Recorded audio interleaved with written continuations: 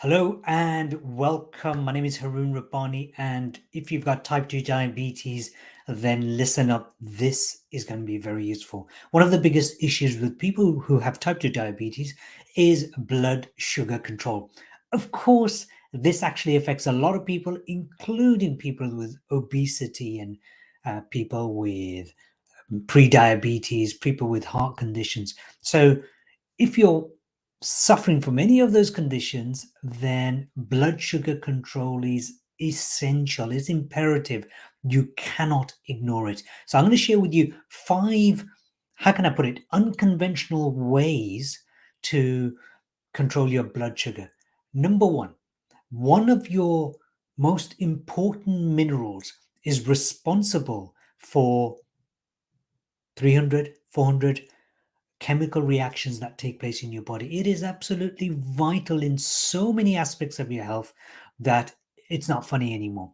And that is magnesium. Magnesium is available naturally.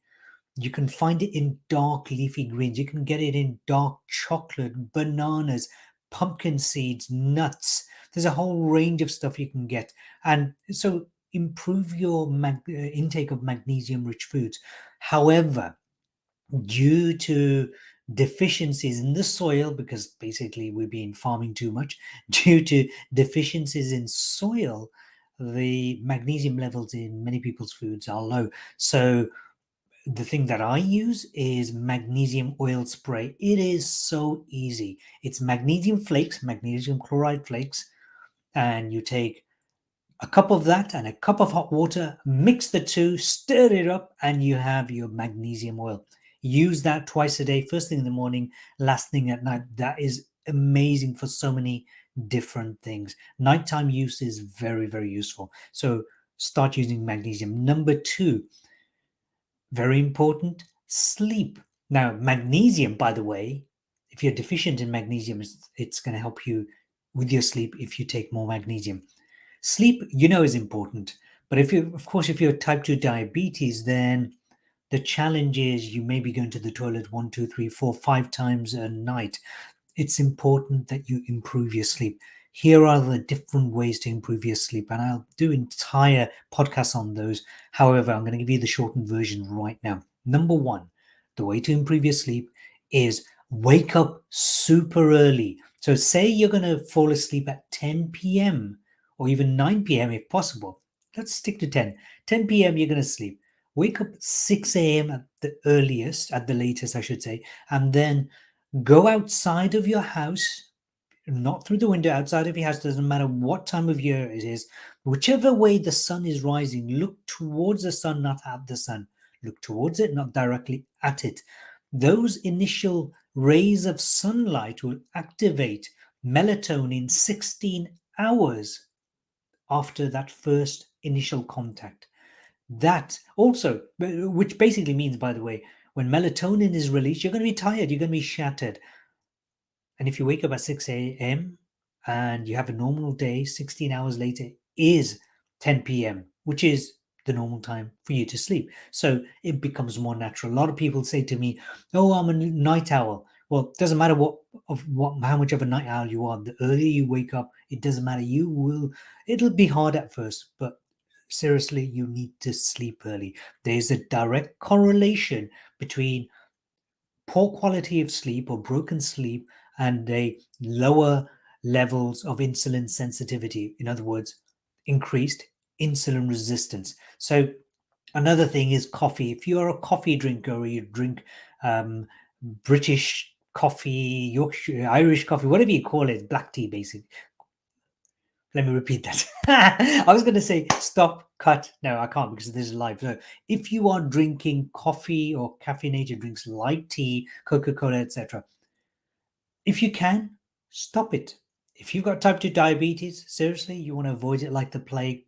But if you can't, then do not take a caffeinated drink after 2 p.m. your time, local time, wherever you are in the world. After 2 p.m., do not take coffee. And also, I mentioned earlier on about getting sunlight. please get 30 to 60 minutes of sunlight outside. Go for a walk, spread it across the day. That will help you tremendously. The next thing, very, very important, chronic stress. Chronic stress means stressing every day. And we're doing an entire full episode on my podcast with Dr. Ashish this next coming Monday. Chronic stress is diabetics people's worst enemy. Chronic stress means you're suffering in your mind, basically, or your body, because they're not two but one. You are suffering stress on a daily basis, and it's continuously happening for at least a year or more. You've got to find ways to reduce your chronic stress. There's many ways to do that. We'll come to that episode and watch that episode, and we'll go into depth. But one of the things I do recommend, I've been leading meditations, live meditations every single Monday for the last 3 years or so. Meditate daily. Meditate daily. It is the most powerful way to manage chronic stress. Practice breathing exercises. There's a lot more you can do for chronic stress. Address your chronic stress. Number 4, have lots of fiber in your food. You see, when we eat food, most of us think we're trying to feed ourselves. Well, more than half your body are microbes and bacteria that are not human DNA cells. It's not you. So approximately half of you is human. The rest of you is not. And so we have to feed these creatures. Why? The good bacteria, that is. We feed them because they are producing hormones. They are producing chemicals which are extremely beneficial to us. So, for example, serotonin, which is it's a feel-good factor hormone. It's a hormone of satiation. It's a hormone of feeling fulfillment, as opposed to dopamine, which is all about pleasure, satisfaction in that moment in time. Serotonin gives you the sense of happiness within. You don't need externalities. So 95% of serotonin is created by your gut bacteria. So probiotics and prebiotics are amazing, amazing, amazing for your body. So where can you get probiotics? And you want to get live probiotics where possible. Sauerkraut, kimchi from refrigerated areas, kombucha, if you just make sure it's low in sugar, the one that you get, or don't touch it at all. Miso soup, tempeh. There's lots of pickles, Indian pickles. That's actually good for you as well. So take those. And then finally, in terms of, oh, I was talking about fiber, right? That's probiotics I was talking about. Finally, the fiber, the fifth one, is actually taking fiber. So fiber-rich foods are foods that include a lot. These are foods that a lot of people don't like. Okay, get used to it. You need to treat your body well. Fiber-rich foods include foods such as kale. I know it's not everybody's favorite, but learn how to use it. Broccoli, Brussels sprouts, all of these are also very alkalizing foods, which your body has a very fine balance between acid and alkaline.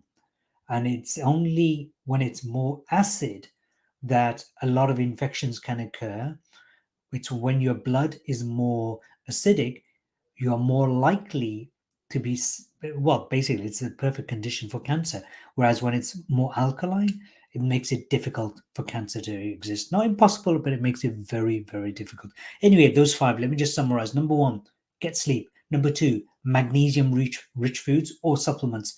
Number 3, manage your chronic stress. Number 4, eat probiotics. I did confuse my ordering because I don't have my glasses on and I'm looking down.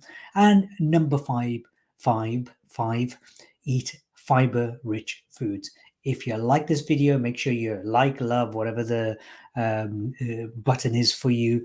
Please comment, ask questions, let me know what you want to know to help improve your health, to get your health freedom back. Thanks for watching. Bye for now.